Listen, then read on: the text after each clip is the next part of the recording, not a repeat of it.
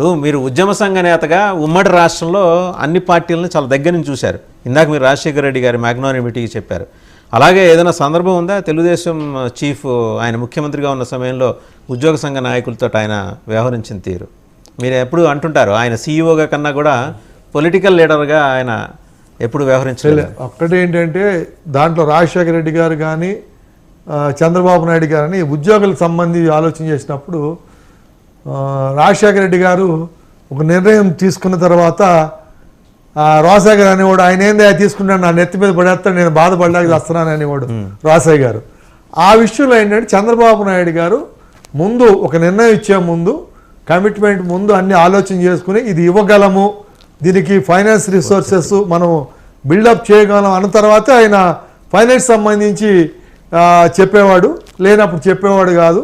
ఇప్పుడు ఎందుకంటే అంటే మీకు ఇప్పుడు ఆ విషయంలో చెప్పాల్సి వస్తే ఒకే ఒకటి చెప్తా, 25% అయ్యారు ఎంప్లాయీస్ వాడు ఎక్స్పెక్ట్ చేయలే 98 పిఆర్సీలో. అంతకుముందు 10 ఉండేది. 10ని at a time Vijayabhaskar Reddy గారు 93లో 10 ఫిట్మెంట్ ఉంది, 10ని 25 ఎవరైనా ఊహించగలవా? ఆయన ఇచ్చాడు ఆ రోజున. అంటే మ్యాగ్నానిమిటీకి ఆ రోజు ఎలక్షన్స్ ముందు మేము ఒకటే చెప్పాం, మీరు మా 25 మిమ్మల్ని గెలిపిస్తాను. అలా గెలిచాడు ఆయన 99లో గెలిచినప్పుడు. అదే 24 మా తర్వాత 2004కి వచ్చేటప్పటికి పరిస్థితులు మారిపోయినాయి, డిఏలు ఫైనాన్షియల్ క్రైసిస్ కానీ. అప్పుడు కూడా చెప్పాను మేము మాతో ఇది కాబట్టి డిఫర్ అయితే ఇబ్బంది పడతారు, అట్లా ఇబ్బంది పడ్డాడు. ఈసారి కూడా మీ ఉద్యోగ సంఘం అయితే మొన్న మాత్రం ఏంటంటే మొన్న ఉద్యోగ సంఘ నాయకులు తప్పు ఉంది, నేను చెప్తున్నాను ఉద్యోగులు కాదు, ఉద్యోగ సంఘ నాయకులు తప్పు ఉంది. ఇష్యూస్ మీద కూడా ఈయన కూడా ఏంటంటే ఎక్కువ రియాక్ట్ అయ్యాడు. ఆయన అంత ఎక్కువ రియాక్ట్ కాకూడదు. చంద్రబాబు గారు కూడా కొంత లిమిట్స్లో రియాక్ట్ కావాలి. ఇప్పుడు వనజాక్షి విషయంలో వనజాక్షి తర్వాత ఏమైందండి, వైసీపీ వచ్చాక ఎక్కడో అడ్రస్ లేని చోట పడేశారు, దిక్కుమొక్కు లేని పరిస్థితికి వనజాక్షి పోయింది. అదే వనజాక్షి ఎంత బ్లో అప్ చేశారు, ఏమైపోయింది కాంగ్రెస్ వచ్చాక. అట్లా చాలామంది జరిగింది. అక్కడ ఏంటంటే దాంట్లో ఇష్యూస్ పరంగా ఇక్కడ ఎంప్లాయీస్కి నిజంగా చెప్పాలంటే ఇప్పుడు అందరూ ఎంప్లాయీస్ కక్షగా చూస్తున్నారు. టీచర్స్ కూడా ఓటింగ్ వచ్చింది కాబట్టి వాళ్ళ హస్తలాగం చూపించడానికి వాళ్ళు సిద్ధంగా ఉన్నారు. ఇప్పుడు మీ ప్రశ్న వేణుగోపాల్ గారికి అది అవునండి, పూర్తి అవునండి, సిద్ధంగా ఉన్నారు. అంగన్వాడీలే కాదు, ఉద్యోగులు, ఉపాధ్యాయులు, కార్మికులు, పెన్షనర్స్ అయితే శపిస్తున్నారు. ఇప్పుడు నేను కూడా పెన్షన్నే కదా, పెన్షనర్స్ శపిస్తున్నారు అది పెన్షన్ రావట్లేదు. ఇంకోటి తెలుసా మీకు, పిఆర్సీ వచ్చి 4 ఏళ్ళు అయితే ఇంతవరకు ఆ డిఏ డబ్బులు కానీ ఏరియాస్ కానీ 4 ఏళ్ళ నుంచి ఇవ్వలేదు ఎవరికి. పిఆర్సీ ఇచ్చి డబ్బులు మీ పెన్షన్ ఎవరికి లేవు. ఎంప్లాయీస్ కి పెన్షన్లు ఇస్తారేమో, పెన్షనర్స్ రన్నింగ్ ఇస్తారు తప్ప ఏరియర్స్ పార్ట్ అనేది ఇంకా 4 ఏళ్ళ తర్వాత ఇస్తారంట, ఈయన గవర్నమెంట్ అయిపోయిన తర్వాత.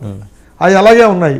సో వాళ్ళంతా ఇప్పుడు పెన్షన్ అంటే రేపో మాపో చచ్చేసి కాళ్ళకి చాపుకున్నా వాడికి డబ్బులు ఇవ్వకపోతే వాడు చచ్చిపోతే ఎవడకి పోతాయండి డబ్బులు అయ్యి, వాడికి రోగాలకి వాటికి మందులకి రాని డబ్బులు. అది ఒక ఎత్తు అయితే దీంట్లో ఏంటంటే అందులో మీరు ఇంకో అడిగిన పాయింట్, ఈ కలెక్టర్స్కి ఎక్కువ పెత్తనం ఇచ్చి కలెక్టర్స్ హెరాస్మెంట్ మూలంగా ఉద్యోగుల పరంగా ఇష్యూస్ ఆర్థిక సంబంధించినటువంటి అన్ని బెనిఫిట్స్లో కూడా చంద్రబాబు అన్యాయం చేయకపోయినప్పటికీ కూడా అక్కడ టీచర్స్ మీద, ఎంప్లాయీస్ మీద కలెక్టర్స్ హెరాస్మెంట్. కలెక్టర్స్ మంత్రులు మాట వినేవాళ్ళు కాదండి, ఎంపీలు మాట వినేవాళ్ళు కాదండి. మరి ఆ పరిస్థితుల్లో మీరు ఈ విషయం చెప్తుంటే నాకు గుర్తొస్తుంది, ఆయన ఒకసారి కలెక్టర్స్ కాన్ఫరెన్స్ తాడేపల్లి కరకట్ట అది ఉంది కదండి, అదేంటి ఆ భవనం ఉండేది ప్రజావేదికలో పెట్టినప్పుడు 2-3 కలెక్టర్స్ ఏదో ఇలాగే కొంచెం అడమెంట్గా మాట్లాడుతూ చంద్రబాబు గారు సీఎం ఉన్నప్పుడు, దయచేసి మీరు కంట్రోల్ యువర్ ఎమోషన్స్, ఇదే మాట అన్నాడు, మీ ఎమోషన్స్ తగ్గించుకోండి, మేము ప్రజలకి జవాబుదారీగా ఉండాల్సిన వాళ్ళం, మీరు డోంట్ బీ టూ మెకానికల్, నేను ఏదో రూల్ బుక్ తీసుకొని దాని ప్రకారమే పోతాండి, కొంత హ్యుమానిటేరియన్ గ్రౌండ్స్లో ఆలోచించి వ్యవహరించని ఆయన చెప్పారు. అంటే he was trying to correct them, but అంత ఎఫెక్టివ్గా అది పనిచేయాలి ఆ రోజు. సార్ మీకు నేను అన్ని జిల్లాలు చెప్పను కానీ ఈస్ట్ గోదావరి నార్త్ ఇండియా ఒక అతను ఉండేవాడు, వెస్ట్ గోదావరి కాటపోయిన భాస్కర్, కృష్ణా జిల్లా లక్ష్మీ నరసింహం, వీళ్ళ ముగ్గురు మూలంగా బాబు అహ్మద్ కూడా బాబు మారిపోయాడు తర్వాత ఎలక్షన్. బాబు అంతా ఇదిగా ఉండేవాడు కాదు కానీ బాబు కొంత ఫ్లెక్సిబిలిటీ ఉండేది. ఈ లక్ష్మీకాంత్ వచ్చాక ఒక ఎంపీ ఒక ఎంప్లాయీ ఇష్యూ మీద పంపిస్తే ఆ ఎంప్లాయీని రాత్రి 11 దాకా కూర్చోబెట్టి ఎంపీ చేస్తారా పొమ్మని పంపిస్తా వాడు ఓటేస్తాడు ఎంపీకి. నువ్వు రూల్ ప్రకారం రూల్ ఫ్రేమ్లో చెయ్యాలి, లేదా కాదని చెప్పాలి. 11 దాకా వెయిట్ చేపిస్తావా ఒక ఎంపీ రికమెండ్ చేసి పంపినాడు? ఈ రకంగా చాలా ఇష్యూస్ జరిగినాయి. హిమాంశు శుక్లానే ఎవరు అతను చిత్తూరు చేసి ఈస్ట్ గోదావరి చేశాడు, వచ్చారు కలెక్టర్ పేరు గుర్తు రావట్లేదు. వీళ్ళు ఎంత అరాచకంగా బిహేవ్ చేశారంటే ఎంప్లాయీస్ టీచర్స్ తోటి. దాని ఎఫెక్ట్ సిద్ధార్థ్ జైన్ ఎవరు ఉన్నాడు అతను ఏదో బాగా డబ్బు ఉన్నాడు, ఆనెస్ట్, వీళ్ళందరూ ఆనెస్ట్ ఆఫీసర్లు అనుకుని నెత్తి మీద పెట్టుకుని వీళ్ళ పరిస్థితి తెచ్చుకున్నాడు ఆయన. ఇప్పుడు ఒకటేంటంటే ఎవరు ఆనెస్ట్ వాళ్ళ దగ్గర ఉంటుంది, ఎవరు ఆస్తులు వాళ్ళ దగ్గర ఉంటాయి. వేణుగోపాల్ గారు, మీ ప్రభుత్వంలో కలెక్టర్లు అసలు పనిచేసే అవకాశం ఏమన్నా ఉందా? అంటే చౌదరి గారు చివరిలో అడగాలనుకుంటే ప్రశ్న నేను అడుగుతున్నా. చంద్రబాబు ప్రభుత్వంలో కలెక్టర్లని పని చేయనిచ్చాడు, ఆయన చేయకుండా వాళ్ళు చేయించాడు. ఇక్కడ అసలు వాళ్ళు చేయాల్సిన చిన్న చిన్న పనులు ఉన్నాయి, అవి కూడా చేస్తున్నారా కలెక్టర్లు? ఖచ్చితంగా ఎవరి విధులు వాళ్ళు నిర్వర్తిస్తున్నారు, కానీ ఇక్కడ ఏమి ఇబ్బంది లేదు. ఎంప్లాయీస్ గురించి చెప్తున్నారు కదా అన్న విశ్లేషకులు, ఈ ఎంప్లాయీస్ గురించి ఈ రోజు దాదాపు బడ్జెట్ లో ఏదైతే ఉందో రెవెన్యూలో 85% ఈ రోజు ఉద్యోగస్తులకి వాళ్ళ పెన్షన్లకే ఇస్తున్నారు. దాదాపు 2,07,000 ఉద్యోగాలు ఆర్టీసీ ఉద్యోగాలు ప్రైవేట్ లో ఉన్న వాళ్ళని ప్రభుత్వంలో తెచ్చుకోవడం జరిగింది. అదే విధంగా సచివాలయం ద్వారా దాదాపు 1,36,000 ఉద్యోగాలు ఎత్తుకోవడం జరిగింది. అదే విధంగా మెడికల్ ఏదైతే విలేజ్ హెల్త్ క్లినిక్లు, అదే విధంగా ఏదైతే ఈ రోజు డాక్టర్లకి అలాంటివి దాదాపు 2,07,000 ఉద్యోగాలు ఈ రోజు తీసుకొని దాదాపు రెవెన్యూలో దాదాపు 85% ఈ రోజు ఉద్యోగ జీతభత్యాలకే ఖర్చు పెడుతూ ఉంటే జగన్మోహన్ రెడ్డి గారు ఉద్యోగాలకు న్యాయం చేయలేదని మాట్లాడే పరిస్థితి ఉందంటే అన్నారు. అంకవరావు గారు చెప్పినప్పుడు వేగ్గా మాట్లాడకూడదని అన్నారు, ఇవాళ మీరు వేగ్గా మాట్లాడుతున్నారు. ఉద్యోగులకి అసలు మీకు ఎస్టాబ్లిష్మెంట్ ఎంప్లాయ్ ఇవాళ మీకు 2 లక్షల కోట్ల బడ్జెట్ లో 85% 1,50,000 కోట్ల ఉద్యోగాలకు జీతం ఇస్తారా? మీరు స్కీములకి ఏమి ఇస్తారా? 1,50,000 కోట్ల రెవెన్యూ వచ్చేది 1,50,000 కోట్లు 1,25,000 ఇస్తారా మీరు? ఎందుకంటే అబద్ధాలు చెప్తారు.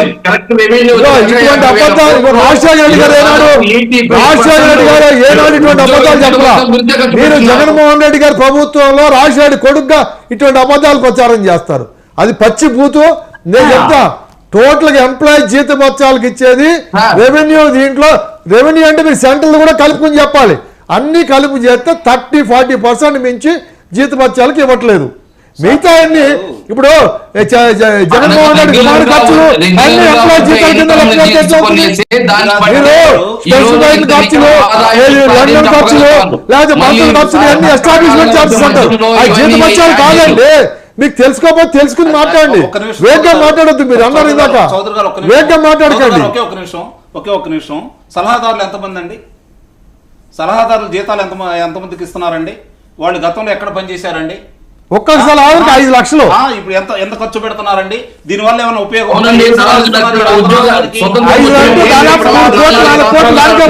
జగన్మోహన్ రెడ్డి గారు వచ్చినాకే 2,07,000 ఉద్యోగాలు ఇచ్చాడు. ఏ ఉద్యోగాలు? 5,000 ఉద్యోగాలు. ఇదిగో ఇంకో విషయం, 5,000 వాలంటీర్ ఉద్యోగాలు. 1,36,000 ఏదైతే సచివాలయ సెక్రటరియట్లు అడ్మిన్ ఉద్యోగాలు ఇస్తే మీరు వాలంటరీ ఉద్యోగాలు అంటారు. అక్కడే తెలుసా మీరు పార్టీకి ఏ పార్టీ కంటూ వేసుకొని మాట్లాడుతున్నారా అనేసి.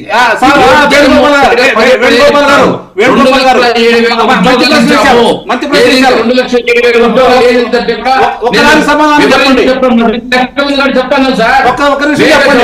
2,63,000 మంది చెప్పేదేనండి సార్. ఒకసారి మమ్మల్ని కూడా చెప్పండి.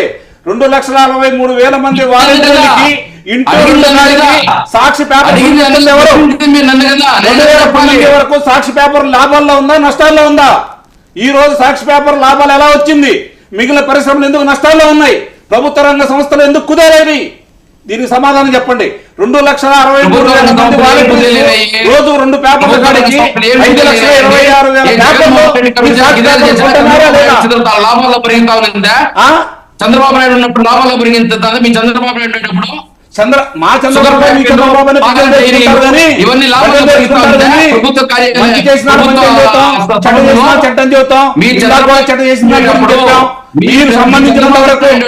సంబంధించిన సమాధానం చెప్పండి. చక్కెర ఫ్యాక్టరీ మీరు వచ్చిన తర్వాత ఎస్సీలకు సంబంధించి వాళ్ళ కాళ్ళ మీద వాళ్ళు నిలబడే విధంగా 70,000 మందికి తెలుగుదేశం ప్రభుత్వం కేటాయిస్తే మీరు ఏమిచ్చారు? నిన్నవో కాళ్ళు ఇచ్చింది వాళ్ళకి, మీరు ఏమిచ్చారు చెప్పండి? ఎస్సీలకు ఏమిచ్చారు? పెన్షన్ అందరికీ ఇస్తున్నారు, ప్రత్యేకంగా ఇచ్చారా? విశ్లేషకులు మీరు ప్రత్యేకంగా ఇచ్చారా? 45 years పెన్షన్ ఇస్తాడు, ఏమైంది? 50 సంవత్సరాలకే గిరిజనులకు తెలుగుదేశం పార్టీ ప్రభుత్వం పెన్షన్ ఇచ్చింది, అది వాళ్ళు చెప్పుకోలేకపోయారు. వీళ్ళు ఇస్తా ఉన్నారు, దాని గురించి తీసేయండి. 45 ఏళ్ళకి ఇస్తాను ఇవ్వలే కదా. సరే, దాని గురించి మనకు వద్దండి. పెన్షన్ తప్ప ప్రత్యేకంగా ఎస్సీలకి ఏమన్నా కేటాయించారా? ఎస్సీలకి ఏమన్నా ఇచ్చిన సప్లాలకు సంబంధించి వాళ్ళకు ఉన్నటువంటి 27